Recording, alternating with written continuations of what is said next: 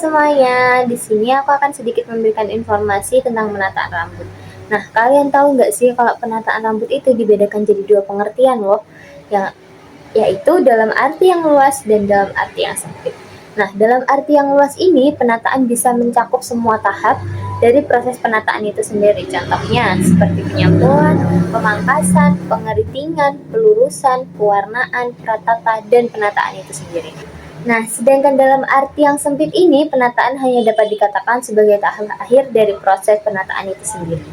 Contohnya yaitu ada penyisiran, penyanggulan, dan penempatan berbagai aksesoris atau perhiasan rambut secara sendiri-sendiri maupun secara keseluruhan. Nah, di sini juga ada berbagai faktor loh. Contohnya ada faktor ekstern dan intern. Nah, faktor intern ini adalah faktor yang ada pada dalam diri model tersebut, sedangkan faktor ekstern adalah faktor yang dipengaruhi oleh lingkungan sekitar dan lain sebagainya. Nah, dalam faktor intern ini ada beberapa faktor lagi loh. Contohnya yang pertama yaitu faktor perwujudan fisik. Nah, dalam faktor perwujudan fisik ini meliputi seperti tekstur rambut, bentuk kepala dan wajah, bentuk tubuh, dan usia.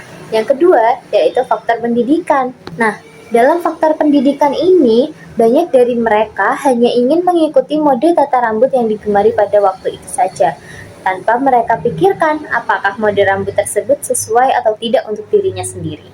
Nah, yang ketiga yaitu ada faktor penghargaan seni. Nah, dalam faktor penghargaan seni ini, tidak semua orang dapat menikmati karya seni dengan intensitas yang sama loh. Bahkan, latar pendidikan yang tinggi sekalipun tidak dapat menjamin terciptanya kemampuan demikian. Banyak dari mereka yang sangat terpelajar dan rasional seringkali menilai suatu karya hanya dari segi kemanfaatannya saja. Nah, sikap ini sangat membatasi kemungkinan variasi penataan yang baik untuk dirinya. Yang keempat yaitu faktor kepribadian. Nah, dalam faktor kepribadian ini, penataan yang baik juga harus mampu menonjolkan segi positif kepribadian modelnya tersebut. Selanjutnya ada faktor ekstern. Nah, faktor ekstern ini juga dibagi jadi beberapa faktor loh. Yang pertama, yaitu faktor sejarah. Nah, berdasarkan faktor sejarah itu, orang dapat menciptakan dan meniru mode rambut tersebut. Yang kedua, yaitu faktor kebudayaan. Nah, setiap bangsa atau kelompok mempunyai tolak ukur tersendiri terhadap apa yang dipandangnya baik dan buruk. Yang ketiga, yaitu ada faktor ekonomi. Tingkat perkembangan ekonomi ini juga dapat mempengaruhi variasi dan teknik penataan rambut. Yang keempat yaitu ada faktor sosial. Sejak zaman dahulu, tata rambut juga dipergunakan sebagai atribut untuk membedakan tingkat dan status sosial dalam suatu masyarakat tertentu. Yang kelima yaitu faktor lingkungan sekitar. Dalam lingkungan masyarakat tradisional yang masih tertutup, penataan rambut tidak dapat lari dari tata rambut yang berlaku secara turun-menurun dalam lingkungan masyarakat tersebut. Yang keenam yaitu ada faktor mode yang berlaku. Nah, faktor ini merupakan faktor yang paling terdapat perhatian dalam melakukan penataan. Yang ketujuh, ada faktor letak geografis. Nah, dalam faktor ini sangat tidak memungkinkan penerapan suatu mode tata rambut tertentu dari negara asal ke negara lain. Yang kedelapan yaitu ada faktor perkembangan teknologi. Faktor ini sangat besar pengaruhnya terhadap kemampuan teknis dan variasi peralatan. Nah, setelah tadi kita sudah membahas beberapa faktor yang dapat mempengaruhi penataan rambut, sekarang ayo kita bahas pola penataan. Pola penataan dibagi menjadi 5. Yang pertama, penataan simetris. Penataan ini memberikan kesan keseimbangan bagi model yang bersangkutan. Yang kedua, yaitu penataan asimetris. Penataan asimetris dibuat dengan tujuan untuk memberikan kesan dinamis bagi suatu desain tata rambut. Yang ketiga, yaitu penataan puncak. Penataan puncak ini menitik beratkan pembuatan kreasi tata rambut di daerah ubun-ubun atau parietal. Yang keempat, yaitu penataan belakang. Penataan belakang ini menitik beratkan rambut, bagian mahkota, atau bagian belakang kepala. Yang kelima atau yang terakhir yaitu penataan depan. Penataan depan ini menitik beratkan penataan rambut pada bagian dahi. Nah, setelah tadi kita sudah mempelajari pola penataan, sekarang kita akan mempelajari tipe penataan rambut. Nah, tipe penataan rambut ini juga dibagi menjadi 5 loh. Yang pertama yaitu ada tipe penataan pagi dan siang hari. Tipe penataan pagi dan siang hari ini digunakan sewaktu-waktu pada siang dan pagi hari. Nah, setelah tadi kita sudah mempelajari pola penataan, sekarang kita akan mempelajari tipe penataan rambut. Nah, tipe penataan rambut ini juga dibagi menjadi 5 loh. Yang pertama, yaitu ada tipe penataan pagi dan siang hari. Tipe penataan pagi dan siang hari ini digunakan sewaktu-waktu pada siang dan pagi hari.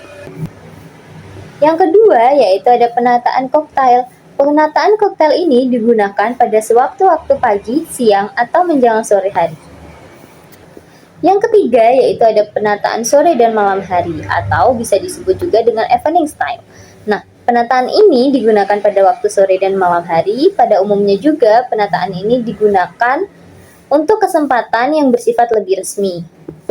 Yang keempat, yaitu ada penataan gala, atau bisa disebut juga dengan gala style. Nah, penataan gala ini sering digunakan untuk menghadiri pesta gala atau pesta-pesta besar lainnya.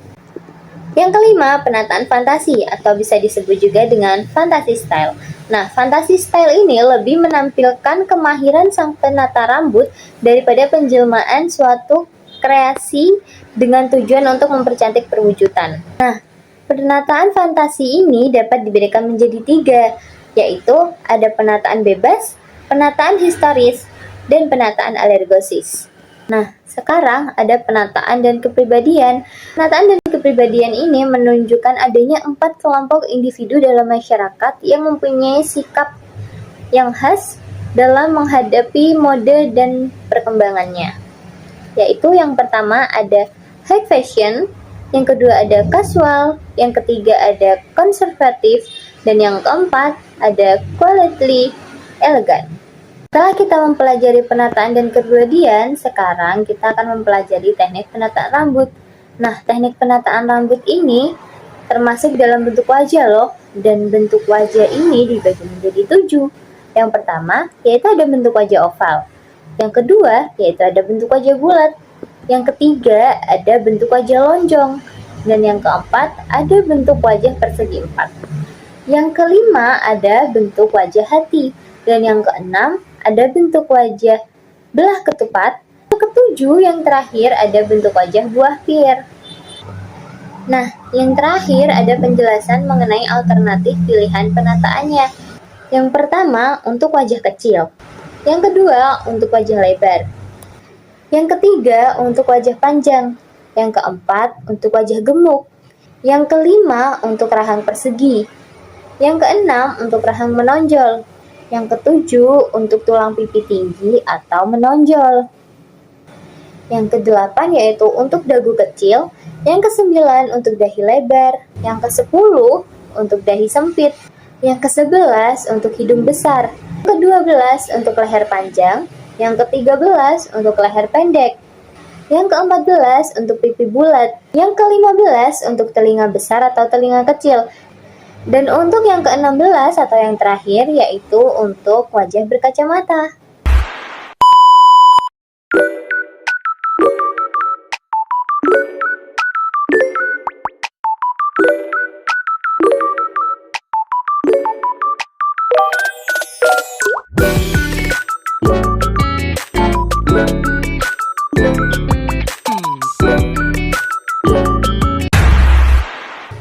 Nah, pembahasan kita tentang penataan rambut kali ini sudah selesai.